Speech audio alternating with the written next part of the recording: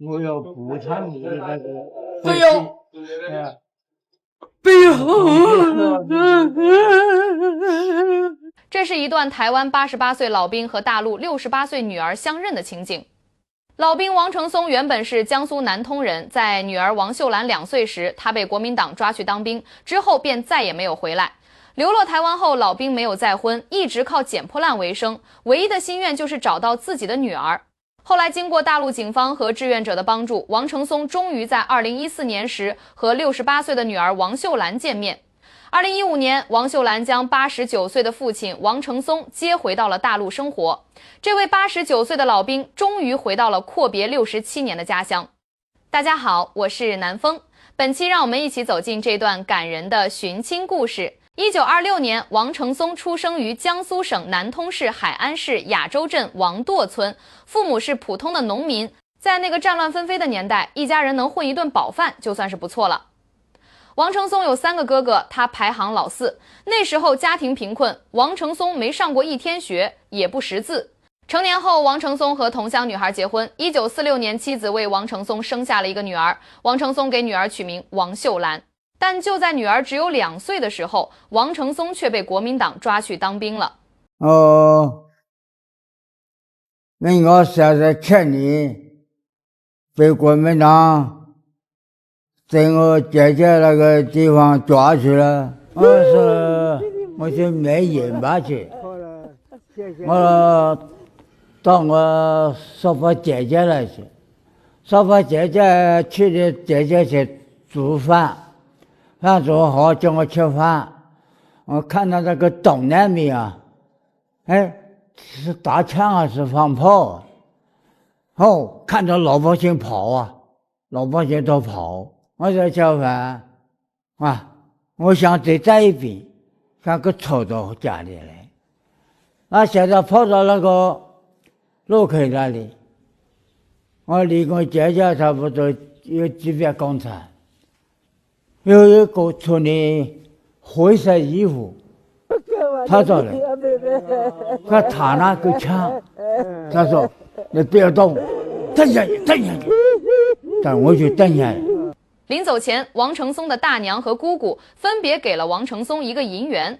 对于他来说，自己都要去当兵了，也不知道是生是死，所以他又把这2块银元给了堂姐，让她有机会交给女儿王秀兰和妻子。就这样，王成松成为了国民党士兵，在内战中成为了解放军的敌人。不过，仅仅不到半年时间，解放军就解放了上海。在上海为国民党作战的王成松也成为了俘虏。在解放军的感化下，王成松随后又加入了解放军。1949年，王成松跟随解放军登陆金门，和国民党军队争斗了3天3夜，最终他因为腿部中弹被俘虏了。为了活命，王成松再次加入了国民党军队，一直到1953年，27岁的王成松终于退伍了。退伍后，他一时半会儿也找不到工作，只能跟着战友混吃混喝。我搞到走到那个一个纸厂做工，一天15块，吃饭很便宜，一天5块，随便吃，一天5块很便宜。我一天赚10块钱，赚做3-4个月，那个工作很苦啊。那以后我就不做了。离开的时候没办法，我看这个捡破烂有人要，那就捡破烂去。捡破烂到了3线呢，去人家卖豆腐，去人批发豆腐来卖，那维持生活。当时王成松年轻力壮，靠着卖豆腐也赚到了一些钱，但这些钱大多数都被他用来写信和交邮费了。原来王成松一直没有忘记大陆的家人，尤其是他的女儿，只要有钱，他就要找人帮他写信，然后再邮寄出去。但几十年过去了，王成松一直没有收到回信。上世纪80年代，两岸解禁后，许多老兵陆续返乡，而王成松则背负双面战俘身份的巨大压力，没有返乡寻亲。我说让我到79年呢，我才休养呢，那到养老之家没有钱，一天的1包烟钱了没到。后来他干脆离开了养老院，又开始靠着捡破烂过日子。没地方住，他就住在火车站、汽车站、桥洞底下。后来当地福利机构看他实在可怜，便给他腾开了一间小房子让他居住，就在宜兰县上武村公路旁的一间破房子里。2013年，上武村村长陈慧琳来到王成松家里查看情况，询问老人有没有什么需要帮助的。他说：“你家里什么人？我因为你有小孩，我有个亲女儿，我有个女儿哦。我家里有个哥哥，3个哥哥啊。村长啊，去想，他说：‘伯伯啊，有个高会去大陆哦，我想背着高会把你找你家，找你女儿。’他问我没办法找啊，我也不会写字啊。但是村长他是想我告诉他什么地方啊，村长派人来帮忙找。之后不久，陈慧琳联系到了报社的朋友。很快，常年致力于老兵回家公益活动的陕西记者孙春龙看到了这篇报道，他非常重视这件事儿。通过查阅资料，孙春龙确认王成松来自江苏省南通市海安市雅洲镇王垛村，于是他联系到了王垛村派出所的民警。当时我在值班室，突然我就接了一个电话，是深圳农业慈善基金会一位工作人员打给我的，在电话里面他就告诉我这个情况。之后的一段时间里，陈露经过走访调查，来到了王秀兰的家里。在那陈进宫，他就问我，那个有这个父亲，我怎么没得父亲，没得父亲也没得我啊。这个王秀兰说，她有一个爸爸，从小在她2岁的时候出去打仗了，一直没回来，并且她说还有3个伯伯，这3个伯伯她叫出来的名字，也是跟基金会工作人员提供出来的老兵的那3个哥哥的名字是完全吻合的。陈露随后说道：“你的父亲可能没有去世，他可能在台湾。”王秀兰十分诧异，因为她知道自己从2岁起就没有了父亲。当年王成松被抓去当兵后，家里一下子没有了男人，王秀兰和母亲过得异常艰苦。5年后，母亲干脆丢下7岁的女儿一个人改嫁了。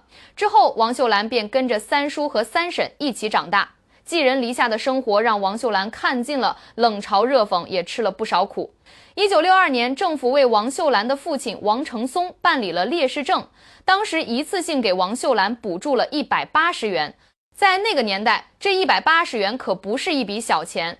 再后来，王秀兰作为烈士家属，每个月都能领到一定的补贴。改革开放后，王秀兰的生活也如同中国的发展一样，逐渐变好。她结了婚，生了2个女儿和1个儿子。孩子们都靠着自己的努力考上了大学，有的住在南京，有的住在上海，而他和老伴儿也在王垛村老家盖起了2层楼房。当时老两口已经过起了含饴弄孙的生活，他也用几十年的时光几乎治愈了失去父亲的伤痛。但如今因为民警陈露带来的消息，王秀兰又再次想起了父亲。人家小孩都有父爱，有母爱，我没有得到，所以王秀兰立刻提出希望能亲自到台湾认亲。2014年6月23日，在孙春龙发起的慈善活动帮助下，王秀兰和丈夫一同来到了中国台湾。第2天中午，他们赶到了宜兰县上武村社区活动中心。当天，村长陈慧琳已经提前和王成松老人约好，中午的时候在这里见面。可等王秀兰到了20多分钟后，王成松老人才姗姗来迟。老人迟到的理由也很无奈，原来他之所以用了这么久的时间，是用在锁门上了。老人的房子里并没有值钱的东西，都是一些破烂，但他却除了用铁锁外，还要在铁门上缠上10多根铁丝。当王成松老人一出现，王秀兰就坐不住了，她走上前主动去搀扶老人。不能这样的培养，既然我们话没讲清楚啊。是，还没你要先讲清楚，先讲清楚才可以。这一幕让王秀兰感觉到非常尴尬。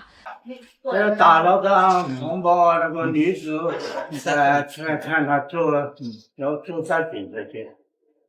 经常也就们大家参一下子，我讲话你们别在这插嘴啊！如果哪个插嘴，我觉得老师不客气哦，我告诉你哦。有句唐诗说道：“少小离家老大回，乡音无改鬓毛衰。这句话说的一点儿也不错。即便离开老家60多年，但王承松的口音一点儿也没变。他和面前的王秀兰可以无障碍地用南通话沟通。你的大爸，他不在了，他叫王成根。第二个，他叫王成英，二大爷不在了，三少爷不在了，他叫王成金啊，他叫王成金。真的。但当王承松询问到家里的地和家里的一口老井的位置时，王秀兰有些回答不上来。毕竟这些年中国经历了巨大的发展，土地也进行了重新分配，王秀兰自然不知道家里的地在哪里。所以王承松老人一下子激动了起来，对着所有人说道：“你看，这又是个假的吧？”这句话让王秀兰十分难堪，她不清楚眼前这个老人明明就是自己的父亲，为什么不愿意和自己相认呢？这个时候，孙春龙提议让2个人做脱氧核糖核酸亲子鉴定，但却遭到了王承松的拒绝。一下子场面非常尴尬，没有人知道这场寻亲活动还能不能成功。就在此时，王秀兰突然想到父亲留给她唯一的一件东西，那就是2枚银元。这2枚银元是在王秀兰成年后，堂姐才交给她的，说是父亲留给她的。所以之后的很多年，王秀兰即使再困难，她都没有把这2枚银元花掉，因为留着银元也算是一种对于父亲的念想。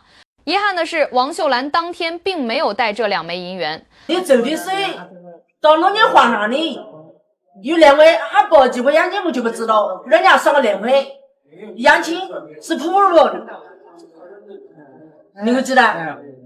上班，当他把这个事情告诉给王承松时，王承松的态度一下子转变了。他从口袋里掏出了一些钱，要求村长给大家购买午饭。这个时候，大家都表示自己已经吃过了。再次坐下后，王承松沉默了一会儿，然后他对王秀兰说道：“我要补偿你。”不用，不用。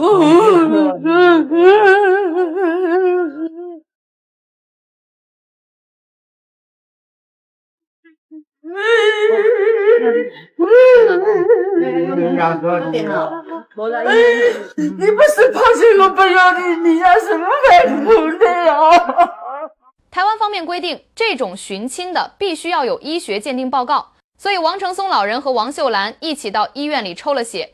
几天后，检测报告出来了，王秀兰正是王承松失散66年的女儿。在台湾待了不到1周，王秀兰因为签证的原因又回到了大陆。回家时，王秀兰就和父亲说，希望能将她接回大陆，替她养老送终。2015年4月，王秀兰和女婿再次来到了台湾。本来村长劝王承松轻装离开，毕竟他在台湾没什么值钱的东西，但他还是打包了5箱子的衣服。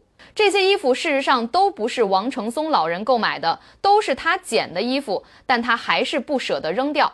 从上海下了飞机后，王承松老人在上海外孙女的家里住了1晚上。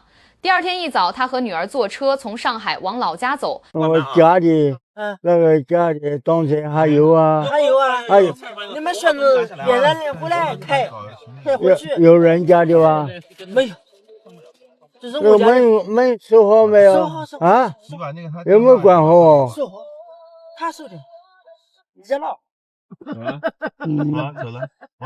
一路上，老人一直在望着窗外，他不断地询问女儿：“到江北了没？到江北了没？”你要在家里还没够江吗？打仗的时候收不了。在在家里，够江才到江北啊，好久到江，快4天了。还有2个小时，最起码还是快4点。还有2个小时，最起码。还有2个小时啊？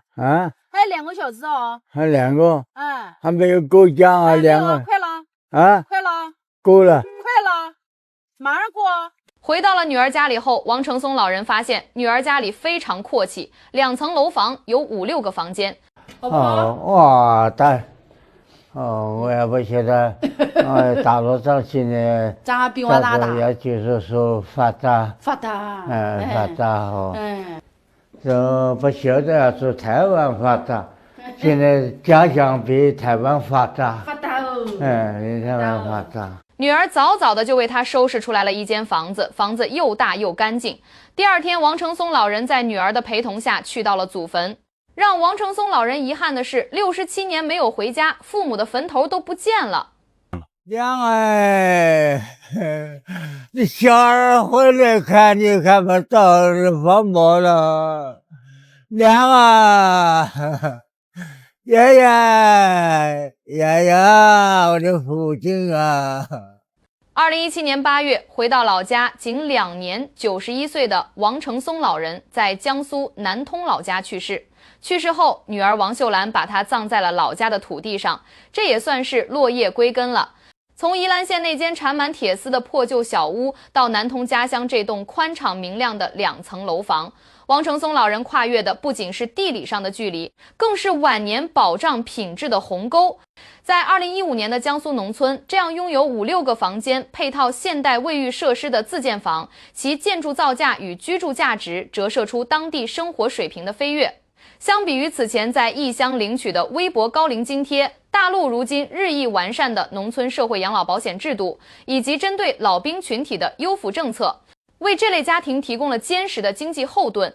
同时，从上海优质医疗资源的辐射，到南通本地基层医疗对高龄人群的健康管理，现代医学的介入，极大地延长了老人的生命长度。